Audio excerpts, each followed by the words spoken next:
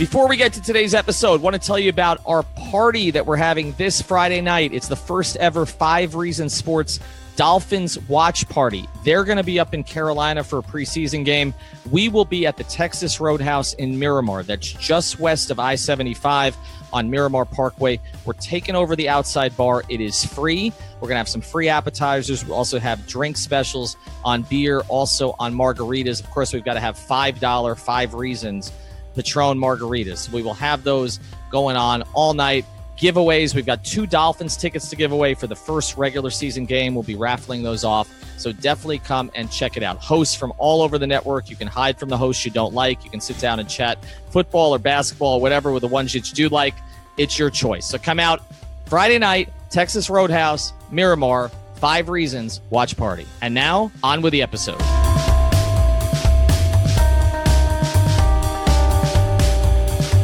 Welcome into the latest episode of the 5 Reasons podcast. I'm Ethan Skolnick here as always with Chris Whittingham. Now that you have found us, make sure that you subscribe. All that means is basically hitting the subscribe or follow button on whatever app you are using, whether it's Google Play, iTunes, Stitcher, Podbean, CastBox. Also, check out all of the other podcasts in our network, especially this week, the football podcast. If you haven't checked out The Fish Tank, OJ McDuffie hosts that one with Seth Levitt. They just had Tony Eguis on, the longtime equipment manager. Terry Kirby is on the episode this week.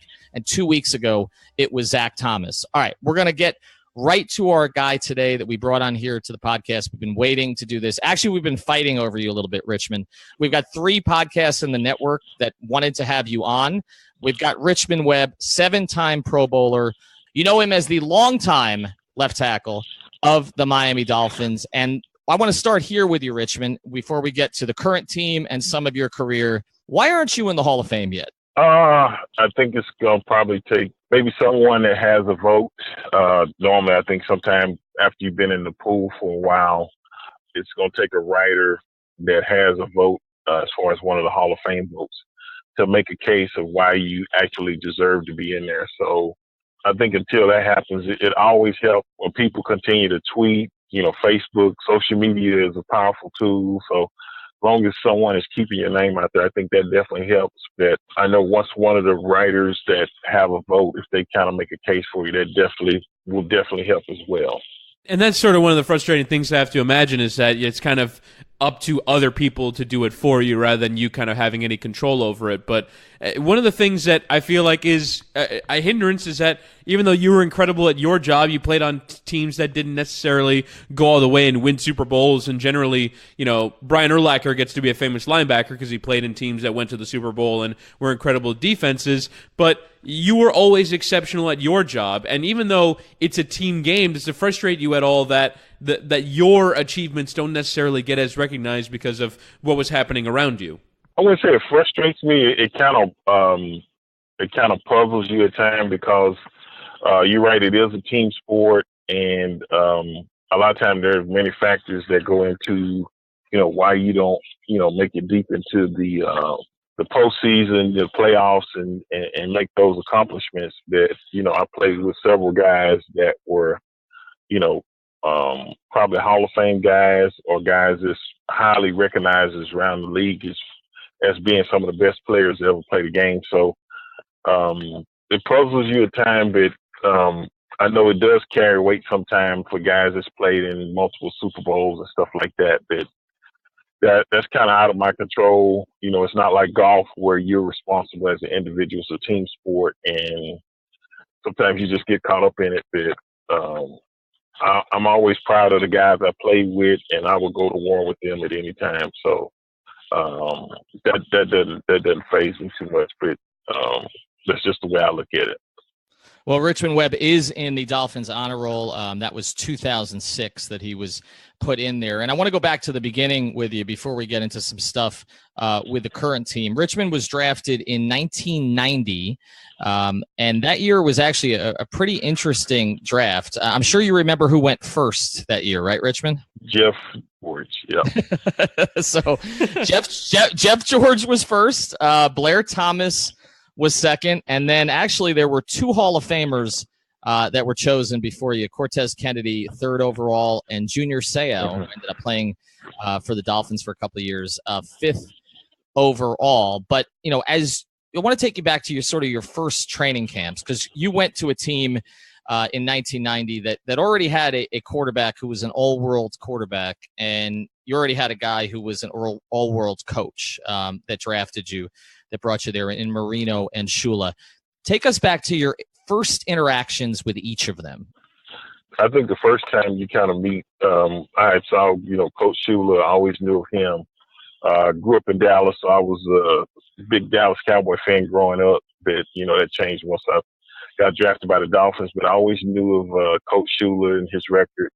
I always knew about Dan Marino because he used to play on Monday Night Football all the time. So it wasn't like a big surprise or anything, but it's kind of like, you get an opportunity to meet somebody like that, and it's kind of like, is it real or is it not real? So I was definitely in awe of meeting those two guys, and then you walk in the huddle, and then you got Mark Duper, Mark Clayton, and then you kind of reflect back and say, man, I remember watching these guys on TV, and now I'm actually standing, right next to these guys. So it was a humbling experience, and I guess I was kind of starstruck, but learned a lot from those guys, and just it was kind of breathtaking, I guess, if you kind of really think about it. Like, I'm actually here, and I actually made it. So it was weird, but it was a good thing at the same time. So, Richmond, OJ tells a story on his podcast about one of his first encounters with Marino, where basically Marino challenged him to a throwing competition, and actually ended up paying up OJ at a meeting for beating him. Dan's language can get a little salty at times. I know he can to put it mildly, and I know he could be rough on guys at times. How did he challenge you? Because, again, we talk about earning trust. I mean, you had to earn the trust of the Pro Bowl quarterback, and clearly you did that. So was that just stuff that happened on the field, or were the things he said to you? How did that come about? Well, Dan's always been a fiery guy, and you kind of learn that. I think the thing with Dan was, I can remember going through my first training camp, and, me and Keith Sims were rookies, and we were on the left side, the blind side of the quarterback. And so, you get a ton of information, the playbook thrown at you, so you got to try to remember not only plays from yesterday, but what you installed in either this morning or this afternoon's practice. So mentally, you're getting challenged because, it doesn't slow down. They just keep adding. And Dan walks up to us one day and he said, hey, what's the most important thing you got to remember? And so me and Keith kind of look at each other, and he's like, remember the play? And he's like, no. Remember the snap count? He's like, no. And so you kind of look and we get puzzled, and he's like, the most important thing y'all got to remember is to protect me. And so we kind of look at each other and laugh. It was a true statement that I think as you learn to play with Dan, he could be rough and this and that, but it was just his competitive will or edge to win. And once everybody understood that, it was no big deal. Richmond, I mentioned Keith, and I think that's a big part of this story here, because we don't see that very often, where two highly drafted guys come in together, end up playing together for such a long period of time. It just doesn't happen that much these days. And also something we're going to get into a little later in the podcast. I mean, with the Dolphins' difficulties in finding offensive linemen for the past 10 to 15 years, to actually find two that had a lot of success and a lot of longevity is kind of a rare thing. Can you get into your friendship with Keith, your sort of relationship as players together, and how much it helped you guys to have the other next to you all those years? We just communicated really well. You would have swore, man, Keith grew up together, right next door to each other. I'm telling you, it was just something special, and I don't think it could have worked out with anybody else like that. But from day one, we just gelled, and we always, no matter how we set like we played on the field. So if he was at the left guard position, I was always seen just to his left. So it's always, and it wasn't intentional. It just seemed like we always sat down that way, and man, it was great. And I'm glad that, we got a chance to play together, because he made my job a whole lot easier at times. And he was an awesome player. So here's the one thing about Keith. You mentioned that you guys got along right away. He seems like he's a little I don't know if louder is the word, but a little more talkative than you generally. Like, I mean, Keith can talk. It was, did you ever, I mean, when the two of you guys were together on the line, like, I mean, was he gabbing with you on the line a lot? Like, how did the communication work with the two of you? Well, the communication was so good was that, and Keith is more talkative to me or more outspoken than I am. The thing that worked out really good was we played beside each other, and we came up with where, say you have a scoop block or a double team block, we would say something that wasn't that because, you know, defensive linemen pick up on that. And sometime before we leave the huddle, we'll be like, if it's this look, we'll just do this or whatever. And we would just say something crazy. But we already had a code to where we knew what that was or what we were going to do on that play. So it wouldn't give it away to the guys we were playing against. So our communication was outstanding, and we kind of knew what each other were thinking. And sometimes we didn't even have to say it. We could give each other a look, and we kind of knew what each other were thinking. So that's why everything worked out so well for us. And Richmond, so we mentioned earlier how decorated you are as a player, and we're talking about some of the dynamics, but I feel like in the modern game, there's a fairly constant conversation about how there just aren't enough quality offensive linemen in the game anymore. So what would you say made either your generation or you specifically as a player great, and what do you think is missing from modern day offensive line play? This is what I think part of it is, and I could be wrong, but I think so many colleges and high schools are going to a spread offense, and a lot of linemen are in a 2-point stance majority of the time that they play. So to get to the NFL, and now you have pro-style offense, well, you're not going to be in a 2-point stance first, second, third down majority of the time. So now you have to learn how to play out of a 3-point stance. So it's not that they're bad offensive linemen. They just hadn't been taught as much the 3-point stance. So now it may take that guy a little longer to develop because he's just been used to playing from an up stance and getting used to that. So I think that has probably slowed the development of some offensive linemen as well as some quarterbacks. You know, I've heard where some quarterbacks come out the spread, they can't take a snap from under center. It's just totally foreign to them. So when the high school and some of the college, not everybody, but when it's a majority of people running a certain type of offense, and then you got to transition into something totally different, I think sometimes that can slow down the learning process or the learning curve to where it takes a little bit longer to develop a player. Before we get back to today's podcast, I want to introduce you to another of the great sponsors of the 5 Reasons Sports Network. And this is actually the official printer of the 5 Reasons Sports Miami flagship. And that is Design Gnome Inc. It's spelled Design, GNOMEINC.com. That is the website. The phone number is 786-471-2580. Design Gnome specializes in high-quality screen printing, digital printing, embroidery, large format printing, and much more. You'll get on-time delivery, exceptional quality, competitive pricing, and no minimums. And I can speak to this directly because they've started to print a lot of stuff for our podcast and our network. Design Gnome, print everything.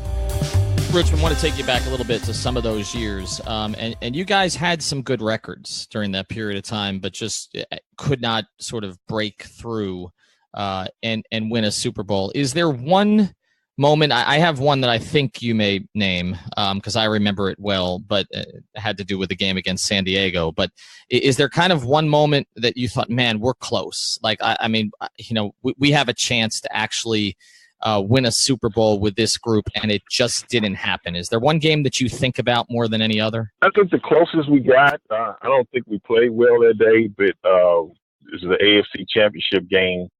And I really felt good about that game because, one, it was against Buffalo, but two, it was against Buffalo and we were at home. So typically with the crowd, you know, this and that, but for whatever reason, we end up losing that game. I don't think we played well.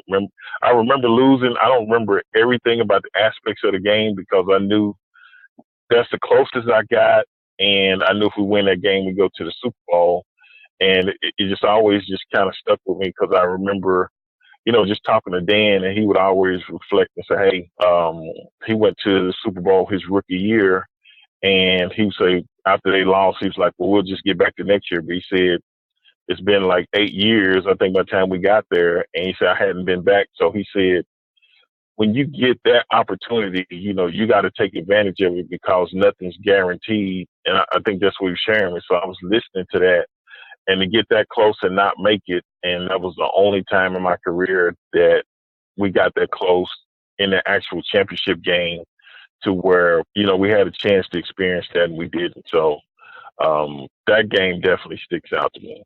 And that was 1993 against Buffalo, 29-10 loss. So actually, Chris and I actually commemorated that a couple of months ago when we did a story about the last 25 years for the Dolphins. It's actually 25 years since an AFC championship appearance. So like you're saying, I mean, you think you're going to get back, but sometimes it just doesn't happen. But with Buffalo, it wasn't just that game. I mean, you guys had a lot of battles against the Bills, and you had a lot of battles specifically against one of the greatest defensive ends of all time in Bruce Smith. So take us through, if you can, the approach. Like you're playing against Buffalo that week. You know you're getting them twice a year, once up in that place, right, and once down here. You may get them in the playoffs. It's a Monday. You finished another game, and now you're preparing. You're sort of turning the page to Buffalo. How do you prepare during the week for Bruce Smith? I think you basically, you know, it's going to be 60 minutes of hell. You already know that. You know, he's playing every snap as hard as he can, as possible as he can. And then the other thing, you know, is the Bills are playing against the Miami Dolphins, and that was just a natural rivalry. Even before I got there, and then I kind of understood because I went back, and then I think somebody told me that at one time the Dolphins beat the Bills like 20 times in a row. So I was like, oh, okay, it's a lot of bad blood here. But just knowing the caliber player he was and knowing the type of team that they had, not only on defense, but on offense, they had, you know, Jim Kelly, Thurman Thomas, Andre Reed, Steve Tasker, James Lofton. So, you know, they were known for putting up points, and we knew that it was going to be a sling out most of the time between Dan and Jim. You know, they was going to go at it, and most of the time that's the way it was. And I think my rookie year we went to Buffalo up there, and I think we lost like 34-44. You think you scored 34, 35 points in a game, you got a pretty good chance to win. But, you know, it was Buffalo, and they had that K-gun, and they had tons of playmakers on both sides, and we would always seem to come up short against them. But they went to 4 Super Bowls in a row. So, you know, you kind of look at that and say, you know, hey, they definitely were no slouches. But to get back what you were saying, Monday you come in, you look at it, Tuesday's your off day, Wednesday and Thursday, you kind of prepare. You look at the stunts or whatever the coaches kind of game plan, what we're going to try to do against them and what they might try to do against us. And then try to get you a good night rest Saturday night, because, you know, once it kicks off Sunday, it's going to be on until the last tick of the clock. So I always knew it was going to be from start to finish one of the toughest games I had to play it. And like you said, it was 2, sometimes 3 times a year. So once you experience it the first time, you already know what you're going to get, because he's coming. You just got to be ready for it. Was there any other defensive end that no one scared Richmond Webb, but that you were sort of going into a game going, I've got a tough 60 minutes? Who was the defensive end that most made you feel that way? Oh, no question. It was Bruce Smith, and it was because I had to face him. But, you know, I think my rookie year, I played against Bruce Smith, Chris Dolman, Clyde Simmons from the Eagles, Richard Dent, Eric Thomas, Andre Tippett from it just I just learned that it every week is somebody else. Row, man. Yeah. Every week it was just somebody else. So you better be prepared because it was coming. And guys just took, you know, if they could get a sack on Marino, that was just something. That was like a trophy. So you knew guys were going to be coming to try to get him. But you just prepared, whether it was Bruce Smith or whatever, you knew you was going to have your hands full. And a lot of time they would rotate guys in and out because we threw the ball a lot of time. And once defensive linemen get tired, it gets a little easier. But now they send a fresh guy in. You're like, man, I just got this guy tired. Here comes somebody else. So you just had to prepare for it. But it was never easy. I'll tell you that. Well, all right. So I got two questions on this, Bruce. Excuse me. I had two questions on this Richmond. I got Bruce in my mind right now, which I'm sure you did some of those Sundays. First one is, do you remember how many sacks Bruce had going against you?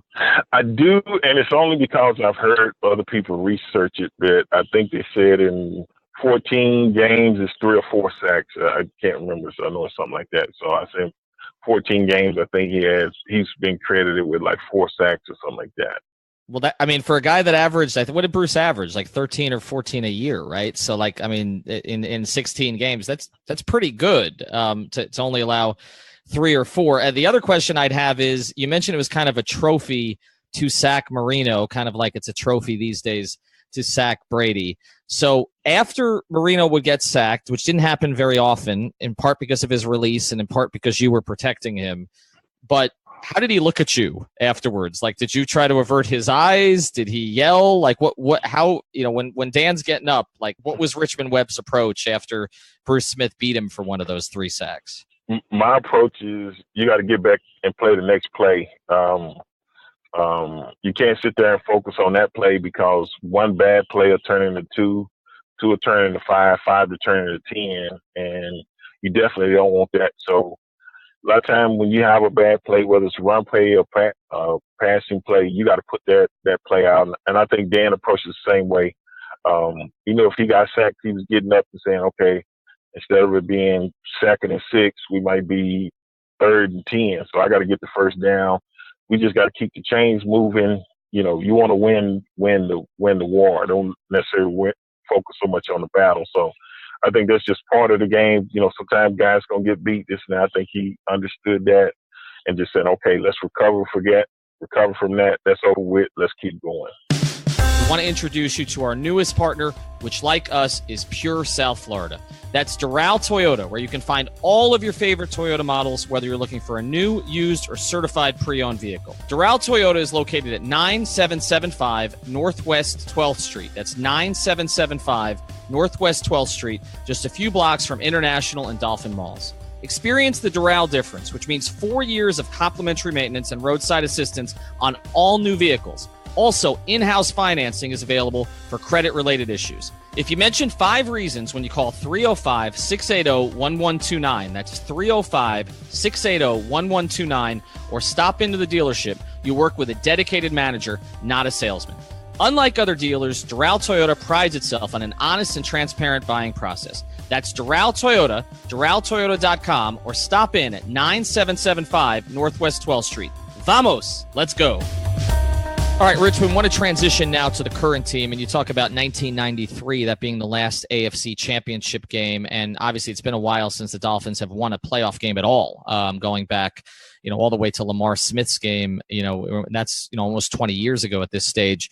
And a big issue during that period of time has been finding a consistent offensive line. And it's not like they haven't invested resources in it. They drafted a left tackle, number 1 overall in 2008, Jake Long over Matt Ryan. They've drafted in recent years Mike Pouncey, Laremy Tunsil, Juwan James in the first round. They've drafted a ton of guards in the 3rd and 4th round over the years. They spent a lot of money on free agents like Justin Smiley and Jake Grove, who didn't work out. So for you, as you're watching this, and how you had consistency with Keith Sims, and you guys had a very, very good line for a long period of time, particularly in pass protection. What do you think has been the issue here over the past, say, 10 plus? I can say one of the things that definitely stuck out to me was, I remember when I first got there, Jeff Ulenik and Jeff Dellenbach, Atlanta Ulenik was the center. Keith was the guard. I was a tackle. But we played together a bit. And on the right side, it was Mark Dennis and Harry Galbraith. But we didn't have a lot of injuries, and we kind of stayed together more. I think the last, I might can go back 10, but it seemed like they've had a lot of injuries in the offensive line where guys have had to be shuffled in, shuffled out, shuffled in, shuffled out.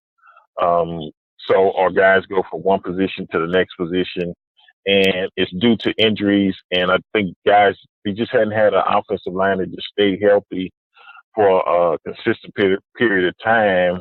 And I think that has reflected in some of the results they've had because, you get used to playing to a guy, then you get a new guy in, and if your communication ain't right, it's gonna make everything tougher. So I think injuries have played a huge part in that. Maybe not all, but I know that definitely has, I think, affected some of the offensive line play for the Dolphins over the last several years. How much of quality offensive line play is down to the five guys as opposed to the individuals within the five?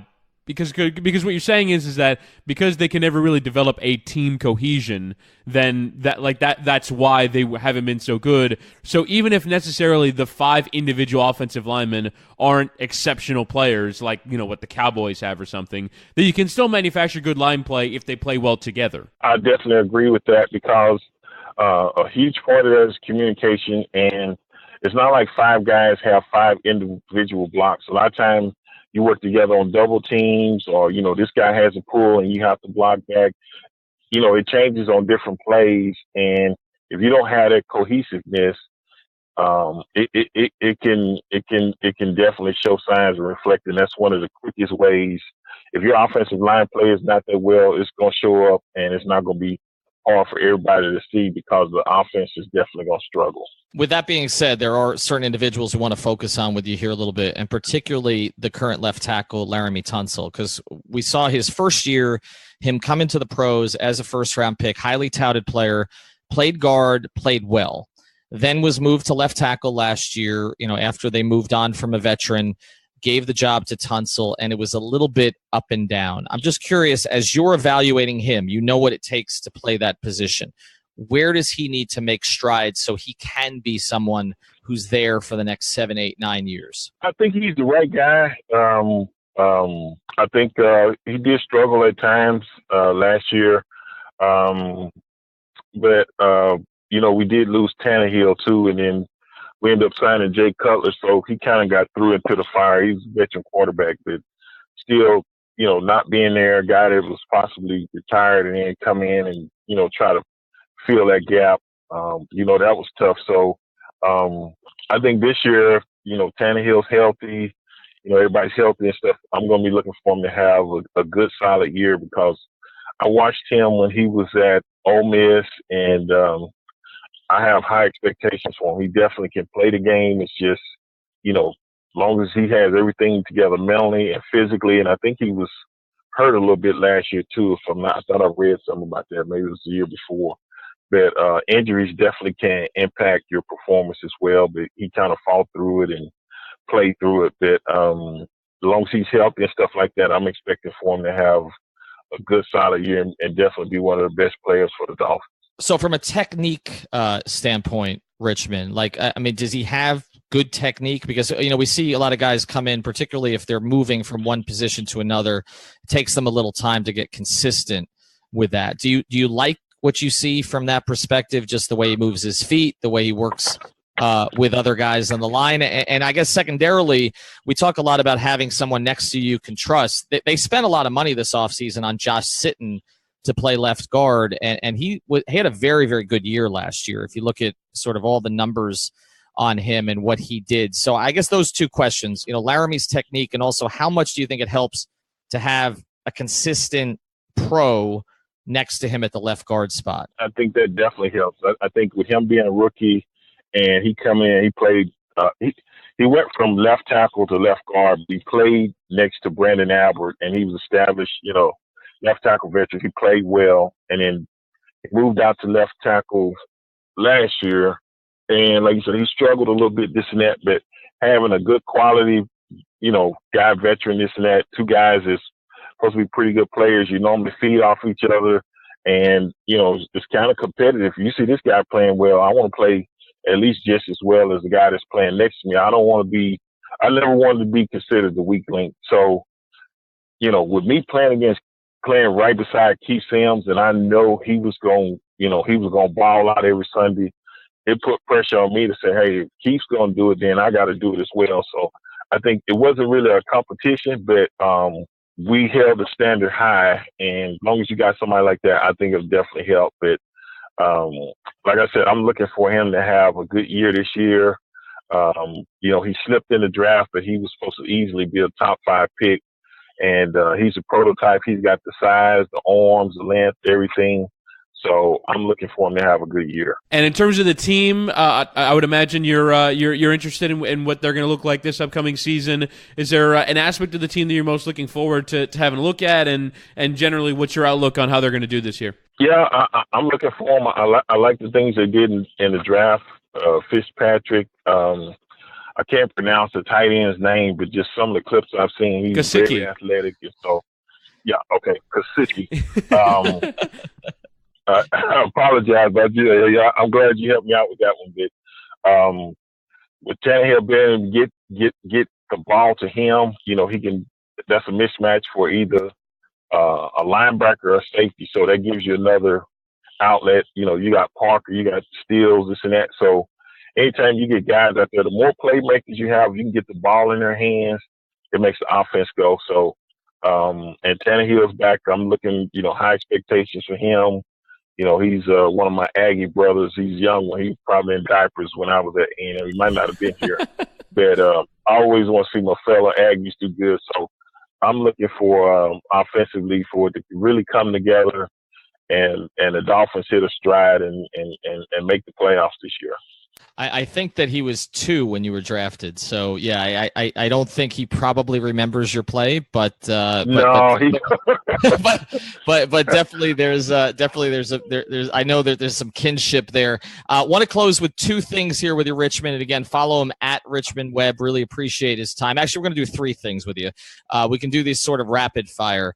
The first one is, who's the most underrated teammate that you ever played with? Who's the guy in Dolphins history from that era that you don't think gets enough credit? Ooh, and don't say Keith, because because Keith will be talking. No. I wasn't gonna say Keith, and I'm gonna tell you this, and it just hit my mind when you said that I have a lot of good teammates, but I'm gonna say Tim Bowens, and Tim Bowens came in as a rookie, and kind of like shocked the world, this and that. And then always one of the best defensive tackles, I think, to play the game.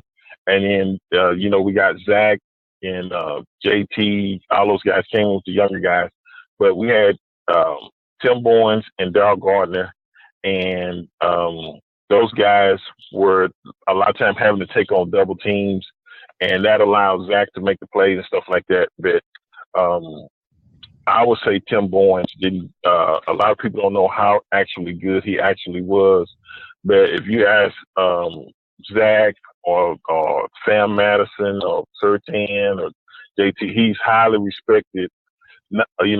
Throughout the team, he was one that put it down. So yeah, he was a grown man. I'll tell you that. Yeah, he had that strength that other guys definitely did not have. And Zach did thank him every single time he did an interview. So, I mean, Zach certainly appreciated him. We understood it. And actually, I think Timbo is going to make an appearance on the Fish Tank. So Tim has stories, so that's going to be a lot of fun. So looking forward to that. So some of those stories, I don't know if they can tell even on the Fish Tank, but we'll see what we could do with those. The second question I had for you is, you mentioned JT. Let's take Richmond Webb in his prime. Let's take Jason Taylor in the 18.5 sack season, 2002, I believe it was, 2003, actually, the year they just missed the playoffs. Richmond Webb lined up against Jason Taylor. How do you stop Jason Taylor from getting to Dan Marino? I didn't have to do that because Jason was on my team. So if he got a sack in practice, it wouldn't count. So that's how that's an easy one. He could have got 25. It wouldn't have mattered to me. Cause I'm like, hey, you can't hit Dan because we're in practice. But, JT was just, a joy to play with. And I think I was in my 7th year or whatever, but I could tell early on that he was going to be that special type of player. And he had that playmaker ability when the game was on the line or you needed to swing the momentum. He would always make that sack or fumble or make a big play to kind of turn the thing around. And I was so happy when he went in the Hall of Fame because he was definitely deserving of that. So I love JT. I got a huge ton of respect for him. Yeah, great player. I remember Richmond when he came in, and I was talking to some guys on the team, and they're like, hey, he's too pretty to be a defensive end. Like that's that's never going to work. And then we see he's a first ballot Hall of Famer, obviously. And the third question here, so I'm going to start where we finished. I'm going to finish where we started. So you said we need to get for you to get in the Hall of Fame, there needs to be a campaign going. We're going to do this campaign here at 5 Reasons Sports. We started already. But I know you're modest. I know you don't tout yourself. Offensive linemen typically don't, and you never did during your career. You just, Dan didn't get sacked, and so nobody had to talk to Richmond about it because nothing bad happened, and that was a great thing. But give us your case. Why do you think that you should be considered for the Hall of Fame? I just look at it I think my resume speaks for myself, and not only be highly regarded by former teammates, but former guys that played the game that I respect that, have mentioned that, you should be there.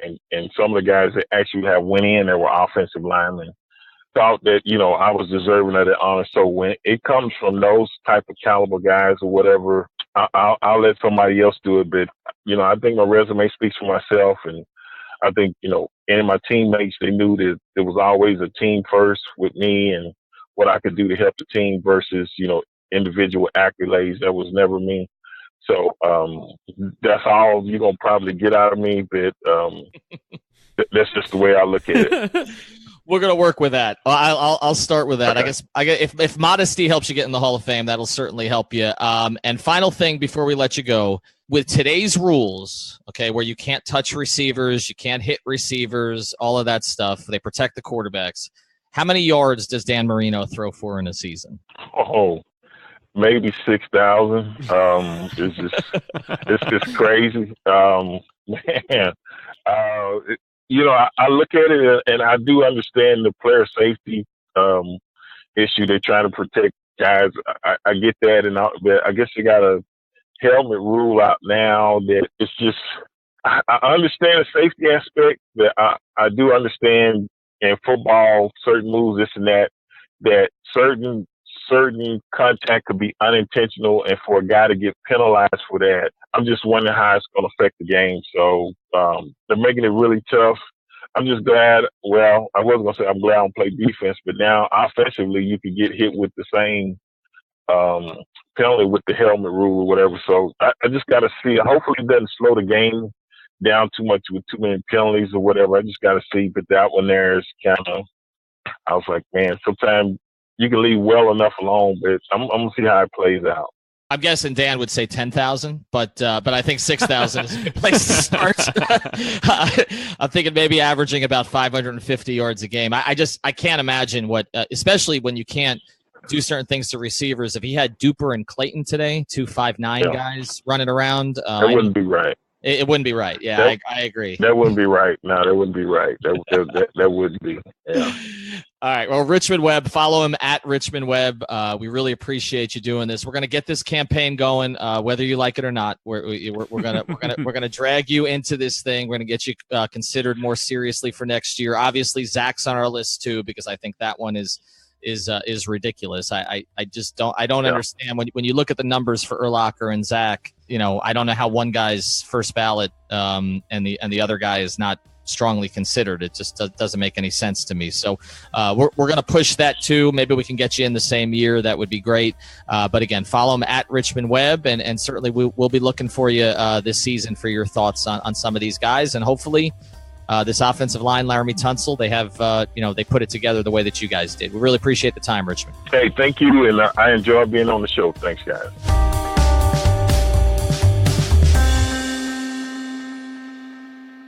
On 3 Yards Per Carry, we give you a little bit of culture. I'm in Edinburgh for the world-famous Fringe Comedy Festival, which is essentially a cornucopia of comedy, and I am scouting for talent. Do you measure their 40 time or get their vertical? No, pretty much not, unfortunately. Is Benny Hill there? Benny Hill's dead, buddy. We also give you the finest in news and analysis of your Miami Dolphins. Listen to us every Thursday and soon every Tuesday and Thursday during the regular season on your favorite podcast provider. Josh Darrow here, host of the 5 Rings podcast, where it's always a cane sting on the 5 Reasons Sports Network. What are we about? Pretty easy. I want to tell stories and I want to share the journey for the players and coaches, past and present, affiliated with the University of Miami. Take Manny Diaz. He grew up in Miami. He grew up going to the Orange Bowl. It was, it was all those 1980s teams. That's where it all started for me, and just the style of play, and really it really took hold when Jimmy Johnson was here, and sitting there in the Orange Bowl in '86 when we were whipping Oklahoma, and just just speed and then violence. We're not only Nebraska was a changing of college football. It's those kind of memories we want to share with you. Listen, subscribe, rate, review. We appreciate the support. The Five Rings Podcast, where it's always a Canes thing, and we're always a part of the 5 Reasons Sports Network.